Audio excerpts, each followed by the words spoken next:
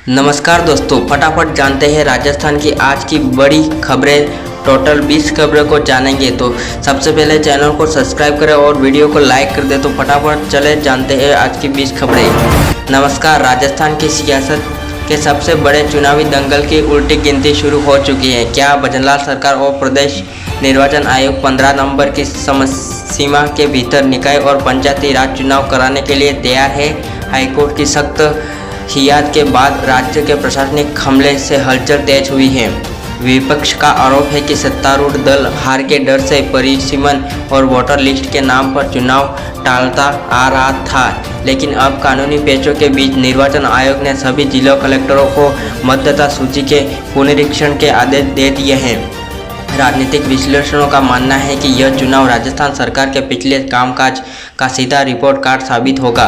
Ward से लेकर जिला परिषद तक टिकट के दावेदारों ने जयपुर के चक्कर लगाने शुरू कर दिए हैं। राजस्थान में ओबीसी आरक्षण की आज एक बार फिर भड़क रही है। न्यायमूर्ति मदन लाल पार्टी की अध्यक्षता वाले अन्य पिछड़ा वर्ग आयोग ने अपनी ताज़ा सर्वे रिपोर्ट सरकार के पटल पर रख दी है, लेकिन इस रिपोर्ट के बाहर आते ही घमासान मच गया है। आयोग के आंकड़े के मुताबिक राज्य में ओबीसी की आबादी 45% आकी गई है, जबकि वर्तमान में उन्हें 21% आरक्षण मिल रहा है। नेता प्रतिपक्ष टीकाराम जूली ने सरकार को घेरते हुए कहा है कि यह रिपोर्ट अधूरी है और मूल ओबीसी वर्ग के साथ छलावा कर रहा है। वही सामाजिक संगठनों ने चेतावनी दी है कि यदि आबादी के अनुपात में आरक्षण का दायरा नहीं बढ़ाया गया तो सड़कों पर उतरकर उग्र आंदोलन करने की तैयारी में हैं। दिल्ली से लेकर जयपुर और बांसवाड़ा तक मानगढ़ धाम के मुद्दे पर संसद का तापमान हाई हो गया है। राष्ट्रीय लोकतांत्रिक पार्टी के संयोजक और नागौर सांसद हनुमान बेनीवाल तथा केंद्रीय मंत्री गजेंद्र सिंह शेखावत के बीच तीखी बहस देखने को मिली है। बेनीवाल ने पुरजोर तरीके से मांग उठाई कि 1500 आदिवासी के बलिदान स्थल मानगढ़ धाम को जल्द से जल्द राष्ट्रीय स्मारक घोषित किया जाए। इस पर गजेंद्र सिंह शेखावत के तकनीकी कारणों के जवाब से सदन में हंगामा मच गया। बेनीवाल ने तर्ज कसते हुए कहा कि शहीदों की शहादत को प्रशासनिक फाइलों में नहीं उलझाना चाहिए। वागड़ अंचल में इस मुद्दे को लेकर लोगों में गहरा आक्रोश है। मानगढ़ केवल एक ऐतिहासिक टीला नहीं है, बल्कि आदिवासी अस्मिता और बलिदान की अमर गाथा है। लेकिन आज जगह राजस्थान राजनीति का सबसे बड़ा अखाड़ा बन चुकी है। जालियांवाला बाग से भी बड़े इस नरसंहार के शहीदों को सम्मान देने के नाम पर बीजेपी, कांग्रेस और आरएलपी तीनों ही दल आदिवासियों के वोट बैंक को साधने की होड़ में हैं। आरएलपी प्रमुख हनुमान बेनीवाल ने ऐलान किया है कि अगर केंद्र सरकार ने इस सत्र में मानगढ़ को राष्ट्रीय दर्जा देने की घोषणा नहीं की तो आरएलपी कार्यकर्ता दिल्ली के जंतर मंतर पर विशाल पड़ाव डालेंगे। दक्षिण राजस्थान की राजनीति में भारत आदिवासी पार्टी यानी बाप ने अपनी जड़ें जमा ली हैं। बांसवाड़ा डूंगरपुर के युवा सांसद राजकुमार रोत ने कांग्रेस के दावों की धज्जियां उड़ाते हुए तीखा हमला बोला है। हाल ही में कांग्रेस नेता द्वारा दावा किया गया था कि बाप के सैकड़ों कार्यकर्ताओं ने कांग्रेस का दामन थाम लिया है। इस पर पलटवार करते हुए राजकुमार रोत ने मीडिया के सामने कहा कि कांग्रेस अपनी खिस्ती जमीनी से बौखला गई है। फर्जी लोगों को अगोचा बहाना कर पार्टी में शामिल दिखाने का नाटक बंद होना चाहिए। रोत ने साफ किया कि वागड़ की जनता अब पारंपरिक दलों के बहकाव में आने वाली नहीं है। संसद के पटल पर राजस्थान के आदिवासी बहुल जिलों के स्वास्थ्य ढांचे की एक खौफनाक तस्वीर सामने आई है। सांसद राजकुमार रोत के सवाल के जवाब में केंद्र सरकार ने चौंकाने वाले आंकड़े स्वीकार किए हैं। सरकारी आंकड़ों के मुताबिक डूंगरपुर और बांसवाड़ा क्षेत्र में लगभग 10% गर्भवती महिला गंभीर एनीमिया से पीड़ित हैं। राजकुमार रोत ने संसद में कहा कि अरबों रुपये की स्वास्थ्य योजना के बावजूद धरातल पर पोषण केंद्र बहाल हैं। उन्होंने सरकार से मांग की है कि आदिवासी क्षेत्र के लिए एक विशेष मेडिकल पैकेज और न्यूट्रिशन टास्क फोर्स का गठन किया जाना चाहिए। अपने बेबाक और आक्रामक अंदाज के लिए जाने जाने वाले आरएलपी सांसद हनुमान बेनीवाल चूरू से ताल छापर में आयोजित एक कार्यक्रम के बेहद गुस्से में नजर आए। व्यवस्थाओं से नाराज बेनीवाल ने भाषण दिए मंच से उतर गए। दरअसल चूरू में आरएलपी के नए कार्यकर्ता उद्घाटन और कार्यकर्ता सम्मेलन का आयोजन किया गया था, लेकिन मंच पर स्थानीय नेताओं की गुटबाजी और हुड़दंग को देखकर बेनीवाल का पारा चढ़ गया। उन्होंने माइक हाथ में लिया, आयोजक को फटकार लगाई और माइक टेबल पर पटका कर गाड़ी से जाकर बैठ गए। बेनीवाल के इस कड़े रूप से स्थानीय नेताओं में हड़कंप मच गया। पूर्व मुख्यमंत्री अशोक गहलोत ने राज्य सरकार की आर्थिक और प्रशासनिक नीतियों पर जोरदार हमला बोला। जयपुर में पत्रकारों से रूबरू होते हुए गहलोत ने दावा किया कि आगामी स्थानीय चुनाव में जनता बीजेपी को सबक सिखाएगी। गहलोत ने कहा कि वर्तमान सरकार के कार्यकाल में विकास कार्य पूरी तरह ठप पड़े हैं। हमारी सरकार की जन कल्याणकारी योजनाओं का नाम बदला जा रहा है या उन्हें बंद किया जा रहा है। उन्होंने विश्वास जताया कि ग्रामीण और शहरी दोनों ही क्षेत्रों में कांग्रेस प्रचंड बहुमत से जीत दर्ज करेगी और निकाय चुनाव में क्लीन स्वीप करेगी।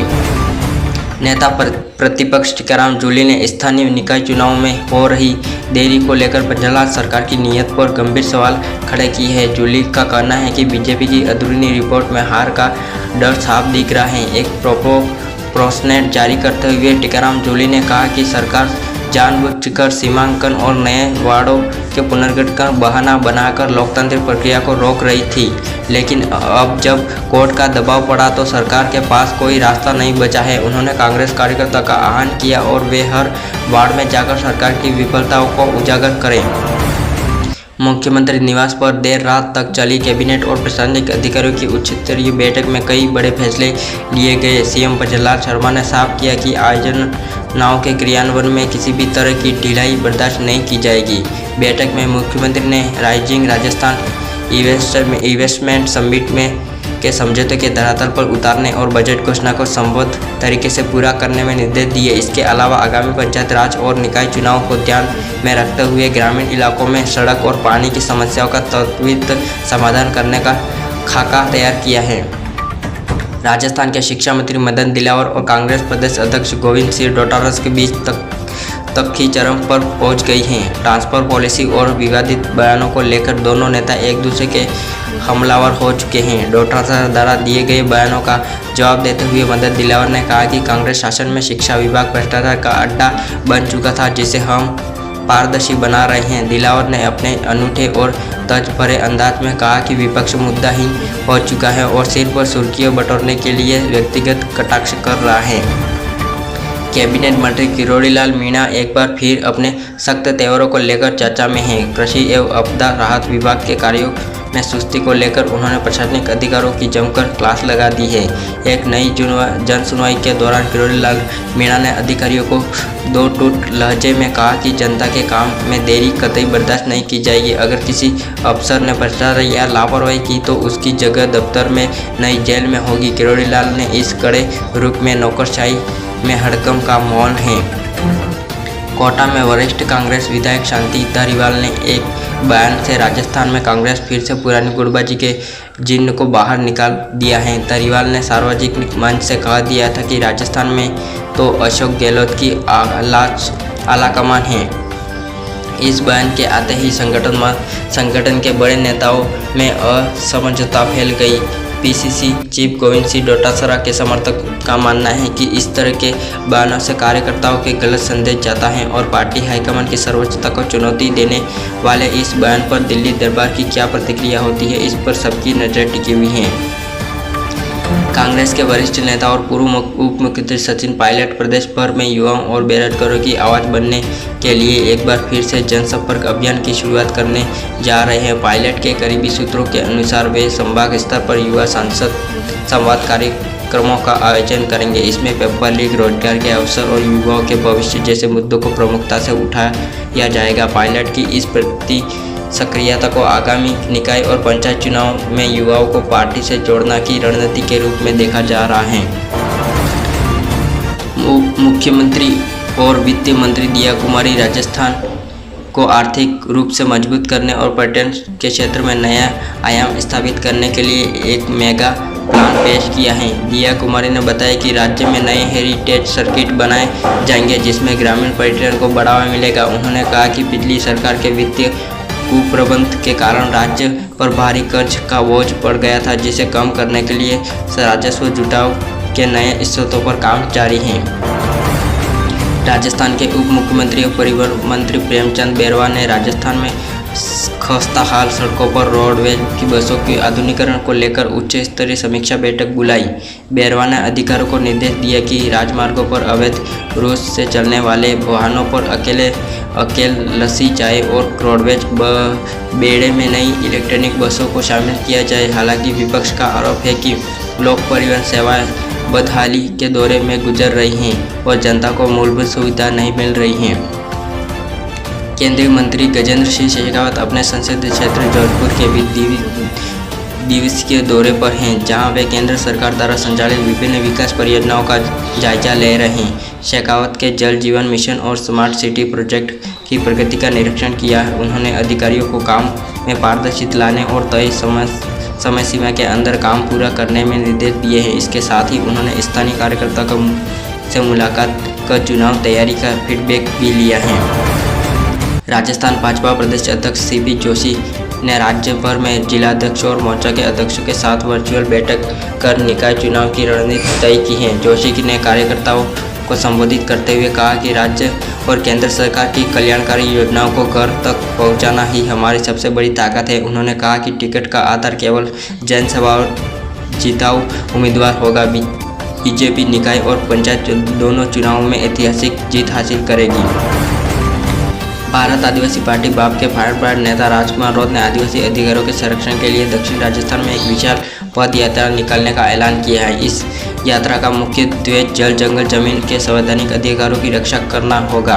राजकुमार रौत ने कहा कि आज़ादी के दशकों के बाद भी आदिवासी बाहुल्य क्षेत्रों को उनके मूल अधिकारों से वंचित रखा गया है। यह पद यात्रा डूंगरपुर से शुरू होकर संभाग के विभिन्न गाँवों से गुजरती हुई एक विशाल जनसभा के साथ समाप्त होगी। नागौर सांसद हनुमान बेनीवाल ने एक बार फिर संसद के मानसून सत्र में राजस्थान के किसानों और बुनियादी रेल कनेक्टिविटी के मुद्दों को प्रमुखता से उठाए हैं। बेनीवाल ने मेड़ता पुष्कर रेल लाइन के निर्माण कार्य में हो रही देरी पर रेल मंत्रालय को घेरा। उन्होंने मांग की कि पश्चिमी राजस्थान में कृषि आधारित उद्योग को बढ़ावा देने के लिए मालगाड़ियों के विशेष फ्रेट कॉरिडोर बनाए जाए और फसल बीमा दावों के भुगतान में कंपनियों की मनमानी पर रोक लगाई जाए। तो दोस्तों ये थे कुछ 20 खबरें।